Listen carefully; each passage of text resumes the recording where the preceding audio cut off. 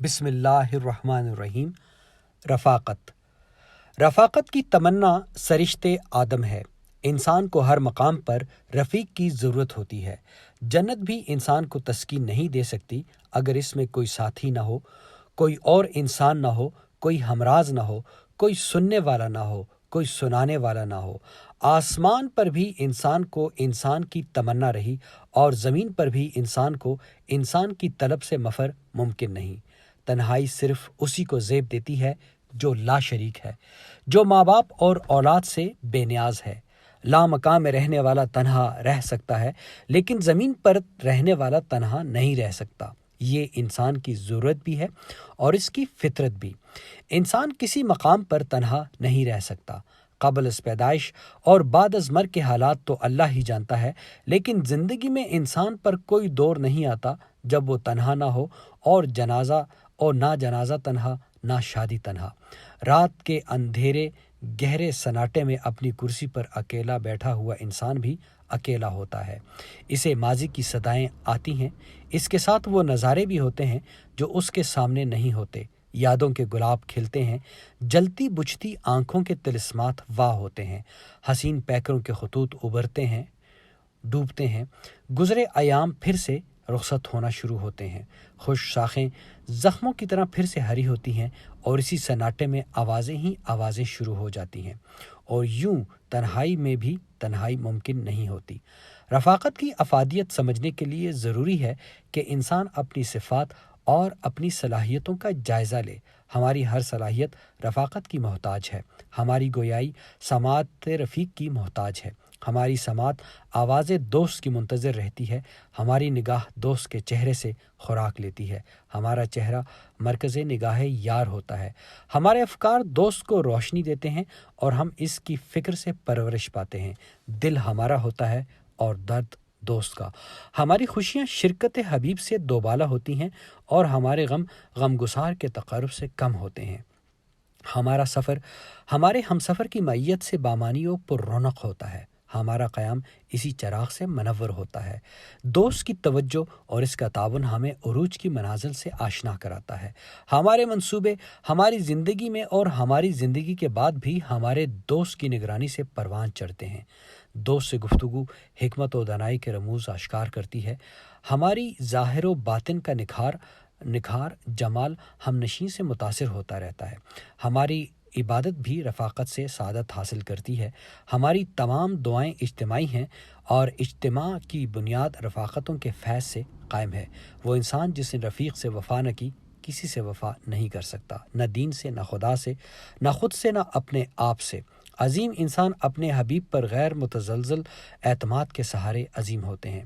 انتخاب رفیق سے پہلے تحقیق کر لینا جائز ہے، لیکن کسی کو دوست کہہ لینے کے بعد اسے کسی آزمائش سے گزارنا بددیانتی ہے۔ دوست کے ہاتھ صرف ایک ہی سلوک روا ہے اور وہ وفا ہے۔ وفا کرنے والے کسی کی بے وفائی کا گلہ نہیں کرتے۔ اپنی وفا کا تذکرہ بھی وفا کے باب میں ابتدائے جفا ہے۔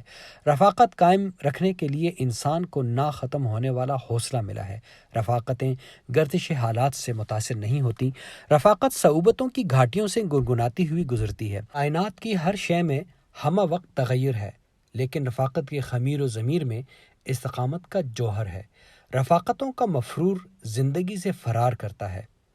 جس کو زندگی میں کوئی سچا دوست نہ ملا ہو، اس جھوٹے انسان نے اپنی بدبختی کے بارے میں اور کیا کہنا ہے۔ انسان کا جہاں رفاقتوں کا جہان ہے۔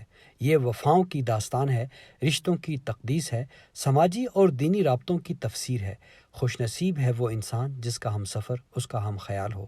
خدا سے لو لگانے والے مخلوق خدا سے الگ بیٹھ کر عبادات کے درجات حاصل کرنے کے بعد مخلوق خدا کے پاس واپس لوٹا دیے جاتے ہیں تاکہ مخلوق کی رہنمائی کریں۔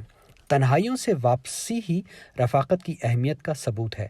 پیغمبروں نے پسندیدہ رفاقتوں کی دعائیں فرمائیں۔ کوئی عابد عبادت کی غرض سے جنگل میں تنہا بیٹھ جائے تو بھی تنہا نہ رہ سکے گا۔ کچھ ہی عرصے کے بعد اس کے ارد گرد انسانوں کا ہجوم اکٹھا ہو جائے گا، آستانہ بنے گا، عبادت گاہ بنے گی، لنگر خانے کھل جائیں گے اور طالبان حق و صداقت اس ویرانے میں بستی آباد کریں گے۔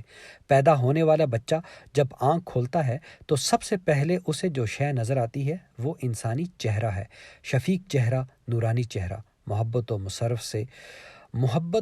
مسرف سے شرمسار مامتا کا مقدس چہرہ۔ اس کے بعد زندگی چہروں کی رفاقت کا سفر ہے۔ ایک انسان کا تقرب ہی انسانیت کا تقرب ہے۔ نیکی، بدی، گناہ، ثواب سب انسانوں سے وابستہ ہے۔ انسان سے آشنائی خدا شناسی کی کمند ہے۔ رفاقت کا سرمایہ ہر سرمایہ سے افضل ہے۔ انسان کی خاطر جان پر کھیل جاتا ہے۔ بادشاہ تخت چھوڑ دیتے ہیں، دوست کو نہیں چھوڑتے۔ رفاقتوں کے فیض اعتماد کے دم سے ہیں۔ بد اعتماد انسان نہ کسی کا رفیق ہوتا ہے نہ اس کا کوئی حبیب ہوتا ہے۔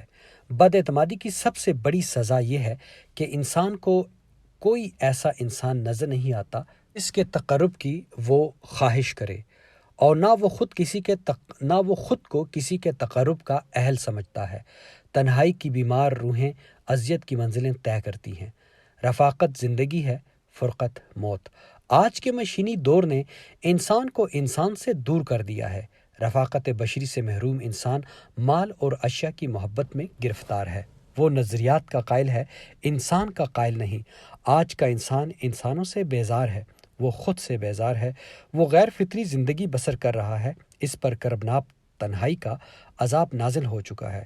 کوئی کسی سے ہمدردی نہیں رکھتا، کوئی کسی کو نہیں پہچانتا، کوئی کسی کا بوجھ اٹھانے کو تیار نہیں۔ آج انسانوں کی بھیڑ میں ہر انسان اکیلا ہے، ایسے ہی جیسے ایک وسیع سمندر میں بے شمار جزیرے، ایک دوسرے کے آس پاس لیکن ایک دوسرے سے ناشناسی اور ناآشنائی کی وبا پھیل چکی ہے۔ کوئی کسی کا پرسان حال نہیں ہے، دایاں ہاتھ بائیں ہاتھ سے بے خبر ہے، بھائی بھائی سے بیگانہ ہے، رشتوں کی تقدیس پامال ہو چکی ہے۔ افسر ماتحت کا خیال نہیں رکھتا، ماتحت افسر کا خیال نہیں رکھتا۔ استاد شاگردوں سے، شاگرد استادوں سے نالاں ہیں۔ ڈاکٹر مریض کی نبض پر ہاتھ رکھنے سے پہلے اس کی جیب پر ہاتھ رکھتا ہے۔ عجیب بے حسی کا دور ہے۔ رفاقت ختم ہو رہی ہے۔ ملتیں پائیدار رفاقتوں سے بنتی ہیں۔ رفاقت میسر نہ ہو تو عناصر ملت میں ظہور ترتیب ممکن ہی نہیں۔ اینٹ کا اینٹ سے ربط ختم ہو جائے تو دیواریں اپنے بوجھ سے گرنا شروع ہو جاتی ہیں۔ ملت کے تشخص کی تلاش دراصل اپنے رفیق کی تلاش کا نام ہے۔ دیار حبیب ہی محبوب ہو سکتا ہے۔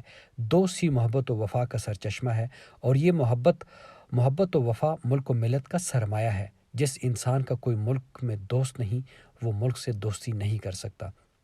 ملک کی خاطر قربانیاں دینے والے دراصل اپنی وابستگی کے لیے قربانیاں دیتے ہیں۔ جس کی وابستگی ختم ہو جائے اس کی حب الوطنی مشکوک ہو جاتی ہے۔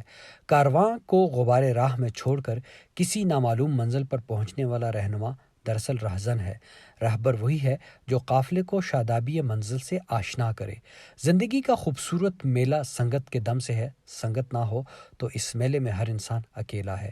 یہ میلہ خوش نصیب میلہ ہے۔ خوش نصیب وہ ہے جو کسی انسان کی تلاش میں سرگرداں ہے۔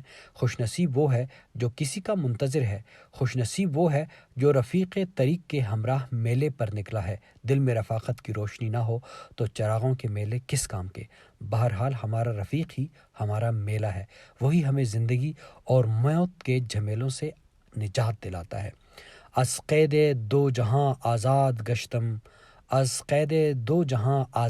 گشتم اگر تو ہم نشین بندہ باشی۔ تارا ٹوٹا دیکھ کے دل نے کی پکار، کوئی مجھ کو دیکھتا میں ٹوٹا 100 بار۔